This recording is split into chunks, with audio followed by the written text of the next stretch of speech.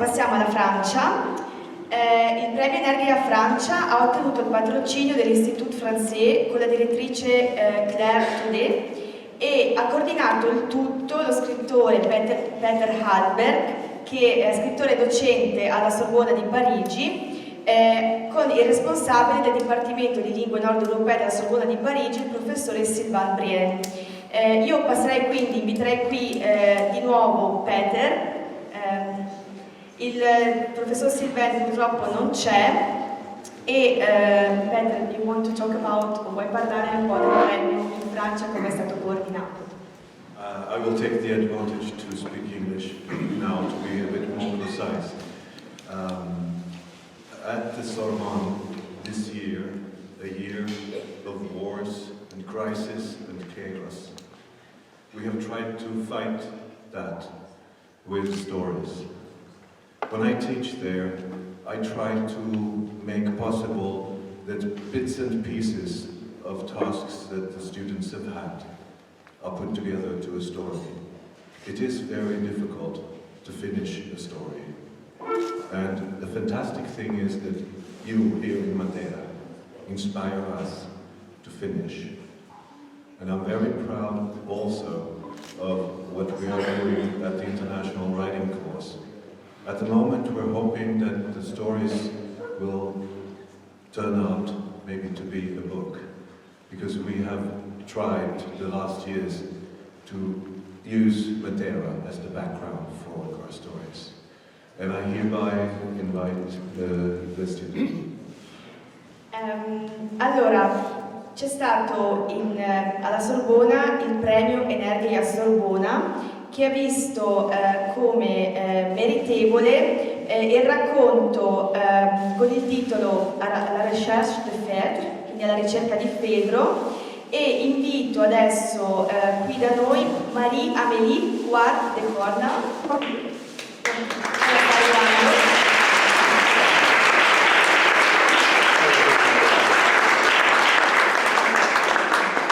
E passo la parola di nuovo a Peter che chiederà a Maria-Amélie di parlare del suo racconto. When we play our games at the Sorbonne, we start by choosing an alter ego, another I, another storyteller, to make sure that this is fiction what we're doing and that we're free. Maria-Amélie has written a story based on a writer who actually existed, Paolo Venquist, who at the time was in Paris to write about Fedro. We always use the interview situation to make sure that when the story is finished, I step back and let them talk about it. So I'm not going to use the story as an object. So, Marie-Amélie, quand tu as... On fait en français parce que c'est nécessaire. Moi, je peux traduire. Alors, Marie-Amélie, quand tu as écrit cette nouvelle, cette histoire, qu'est-ce que tu as commencé de penser de ça? Parce que tu as aussi utilisé Paris dans un autre temps que maintenant. Bonsoir tout le monde.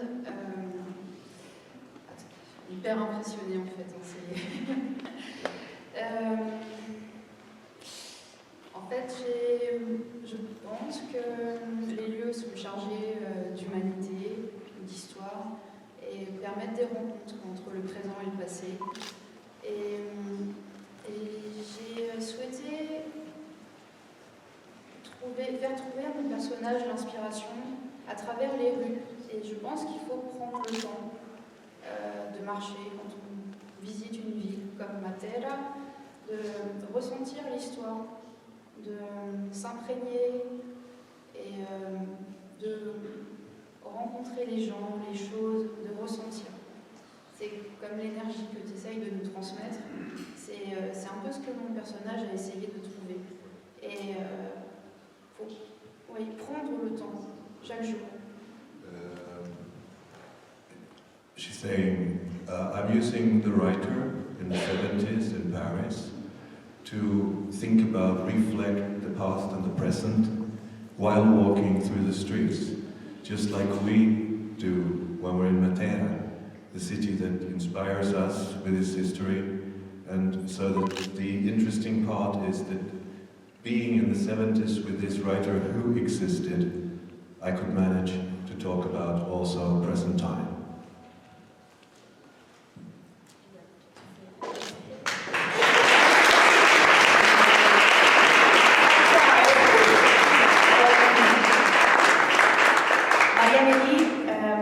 Si ispira agli scrittori degli anni 70, of the 70s, or no?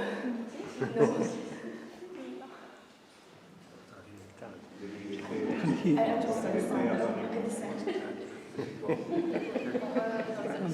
Giusto, sì, per strada, sì.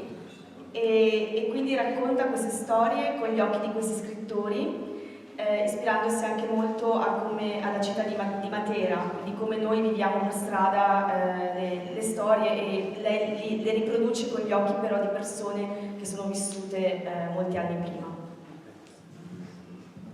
One interesting thing is also that he's working on Fedra. Fedra, c'est l'inspiration.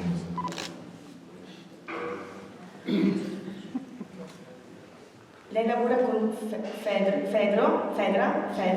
che appunto lei prende ispirazione da questo personaggio.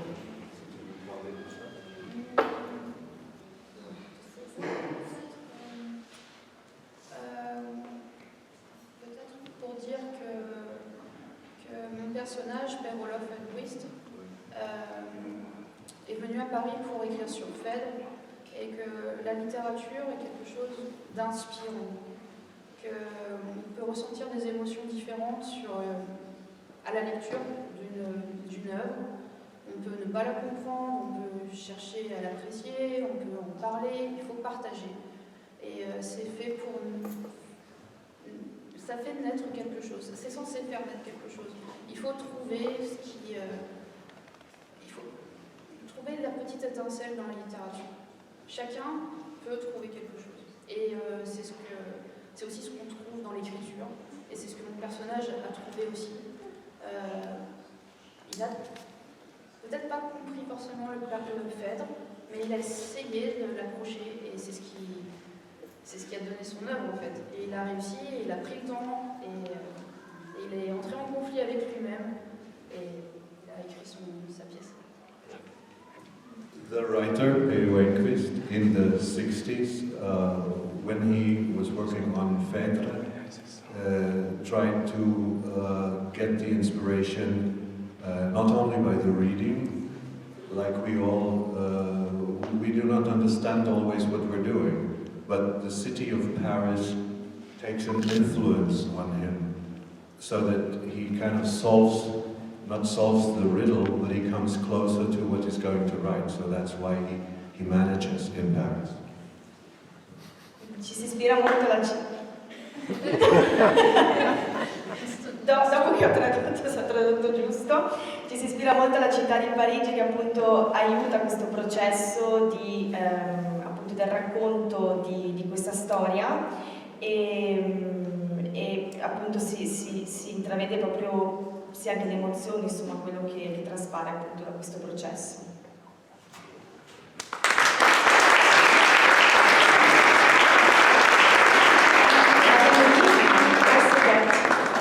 A little prize from us. Thank you. Thank you very much.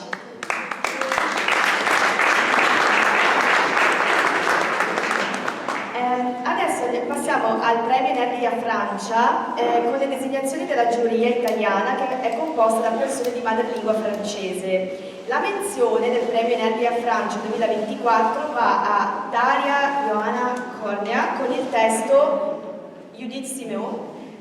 Quindi la invito qui, sta arrivando.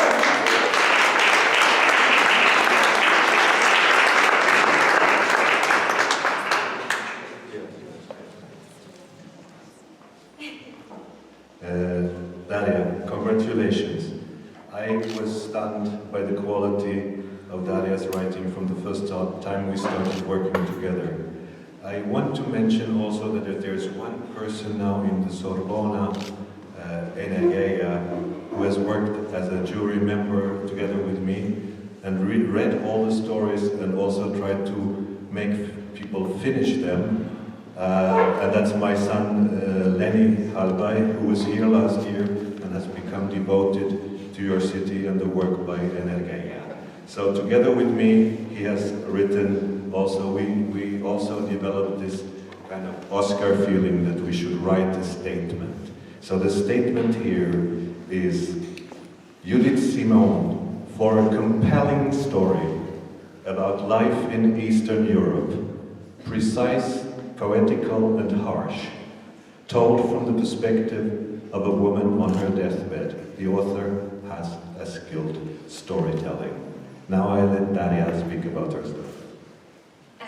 Hello everyone. Thank you for making this happen, Peter. It's very special to me.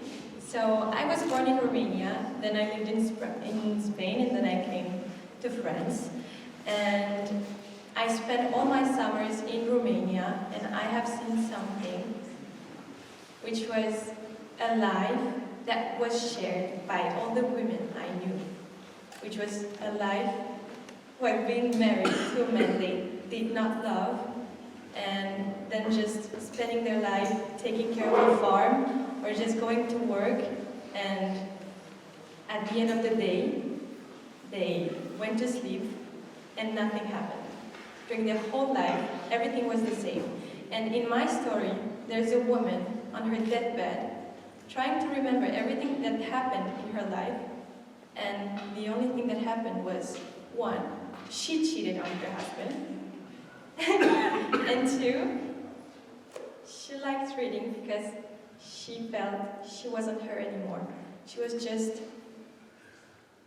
in a trip, and she forgot about the net and I don't know how to say it, but that life, that empty life, filled with pain and with just boredom.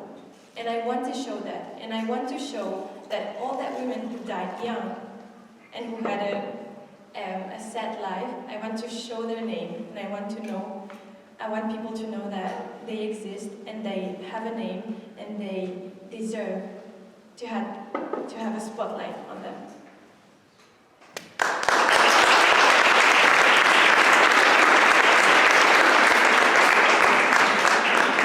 Thank you, Daria, Johanna. So it was a very beautiful story.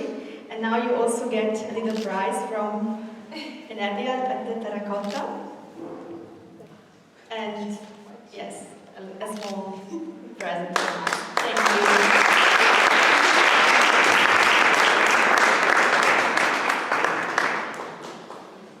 Adesso passiamo alla vincitrice dell'edizione del Premio Energheia Francia 2024, che si chiama Meli Lemaire, con il racconto O con autre, qualcun altro. Eccola che arriva.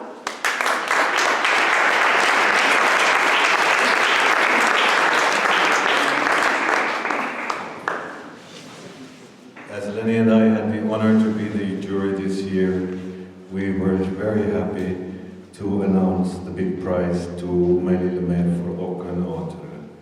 And we wrote the following: for an elaborated story, written from the heart, that combines reflections of love and affection with a strong and touching sincerity that grasps the reader's attention with its deep honesty. And I think that some of the words in this motivation are standing for all the others too. Not only for Energheia France, but for Energheia Greece, for Energheia Spain, for everyone. Because it's just amazing how people this young can write things that are so deeply involved in and cut out of life.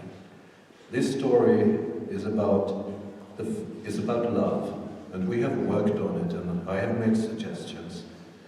At one point it was that she should, at some point, just look up the word and look at definitions for love.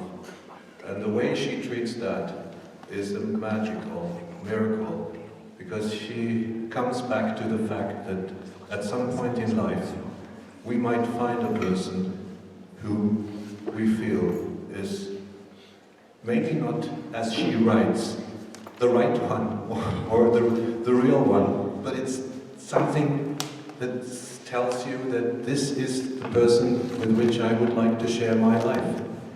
And this way of storytelling is for me, with its title, No One Else, Aucun Autre, a mystery and a magical thing. So, how do you want to describe your story? I would say that it's not a story, it's my story.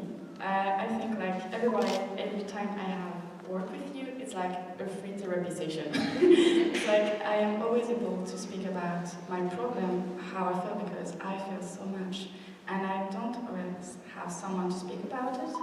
And so yeah, this time I wanted to speak about my little heartbreak. And so I tried to explain how I see love, how I see a life with the man who is with someone else.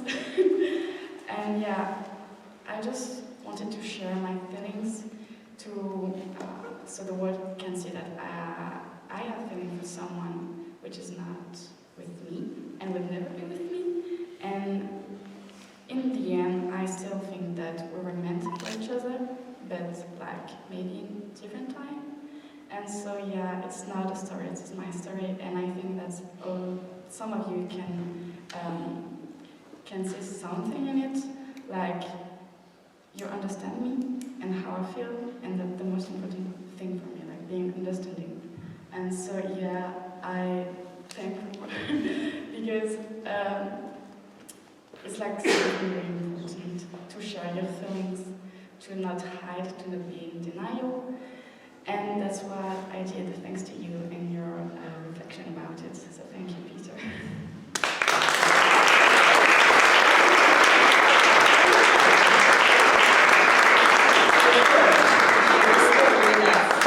Everybody's ready to do that. So you also get a little prize. Yep.